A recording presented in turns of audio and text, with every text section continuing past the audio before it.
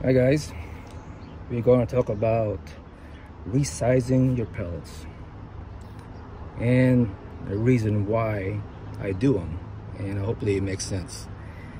All right, it doesn't matter how good your pellets are.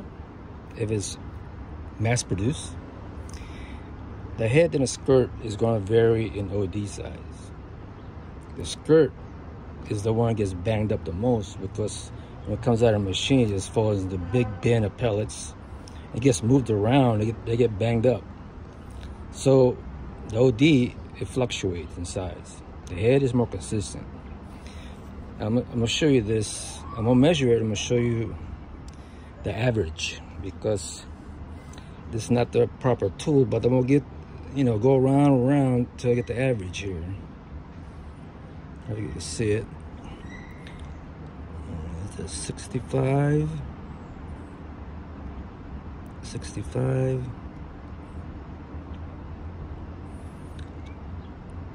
You know, 66 is consistent because I already resized this. All right, let me go down here and look at the one that has been resized. As you can see, there's some lead specks there.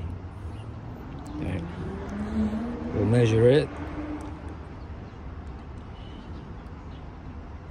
70, 74, 77,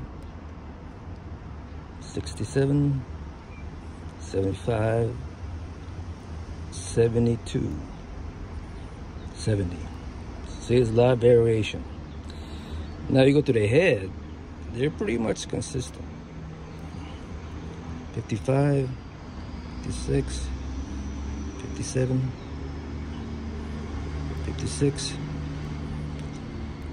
You gotta be right on there. 55. So they're consistent. Now the same one, let's run it through the resizer.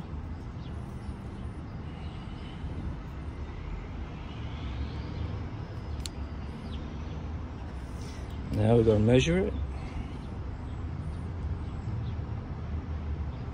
65, 62, 65, 65, 63, 65. It kind of varies how you hold this. It has to be really horizontal to get it right. If I'm really on there, you can see they're very consistent at 64, 65. Yeah. So down, I made it smaller and more consistent in size.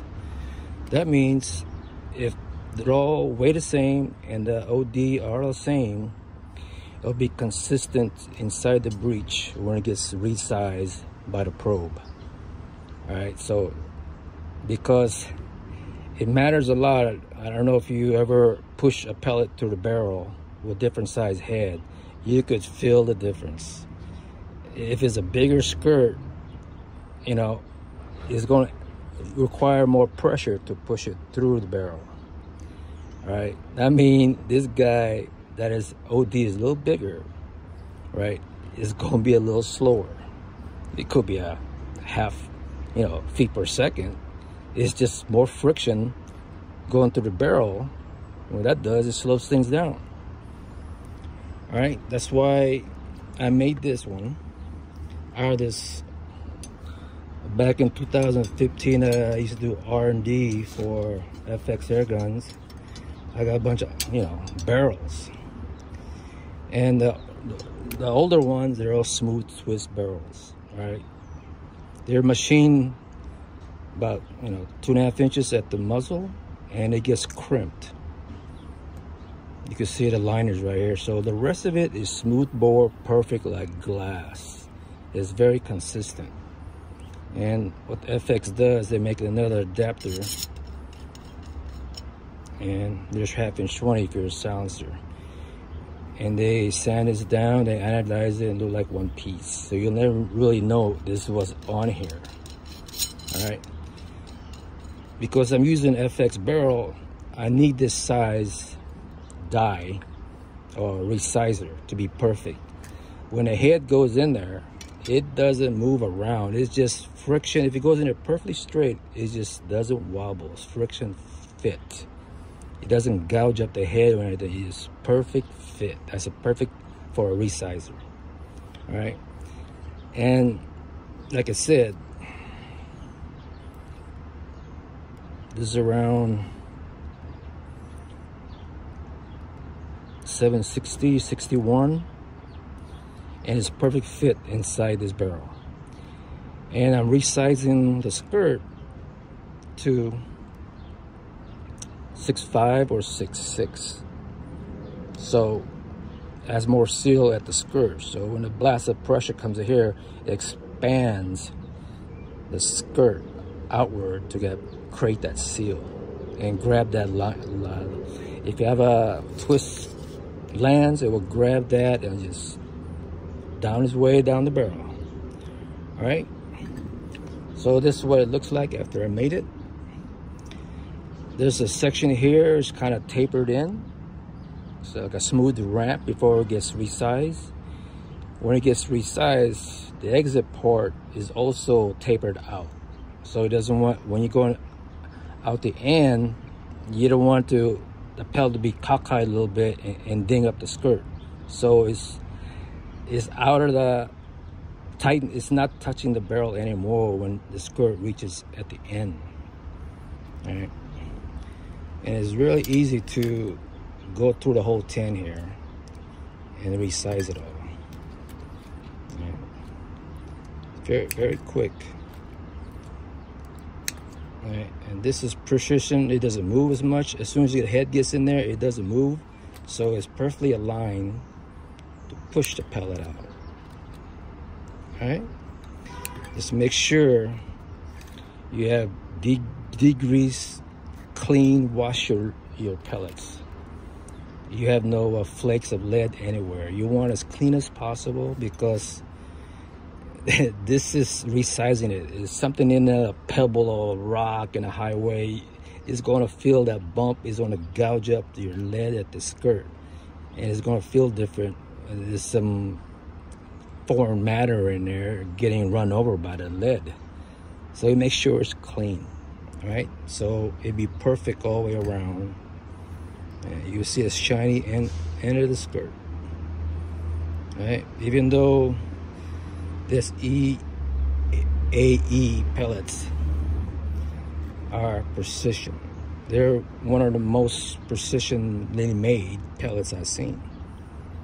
And I still have to resize it because there is fluctuation in OD. And the way they're handled, you want to make sure the OD is consistent. All right, guys. I know I'm going to get some email that wanting to try this out and requesting, hey, can you sell this to me? How can I contact you to buy it? You know, I might even give it out just for the heck of it. But, yeah, I mean, if you resize this whole tin here, it's pretty freaking quick. You know, I made it a little notch here, knowing this is the exit point. And you could do a whole tin here, matter of just, 5 minutes, a whole tin here. Some of these I put in here to make it look like it's easy because it's already been resized. You might find one a little harder to push. All right. And believe me, I know it's going to get resized anyway when a pro pushes it inside the breech of the barrel. But if it's more consistent how much tension is pressed into the breech, if the OD is more consistent. All right. So drop me a line if you're interested. And I did a lot of testing. Extreme spread is tighter, and I don't see that jump like a flyer. If the speed is like 5 8 feet per second faster or slower, I didn't see none of that. And accuracy is more accurate because you don't see those flyers. You don't see those go out to the another 9th ring to the 8th ring. It's on there. It's pretty tight. So yeah, use this this EBR, I have several pellets, different types. Find out which one is more accurate in the wind. I have all different twist rates, and you know, hopefully I'll get my groups tighter, my score a little higher. But really I want to practice on is those wind. I don't have the luxury to go to EBR a week ahead of time and get acquainted with the wind speed and, you know, see how they react. I don't have that time. It's just like a couple days, get acquainted with the wind. All right, thanks for watching.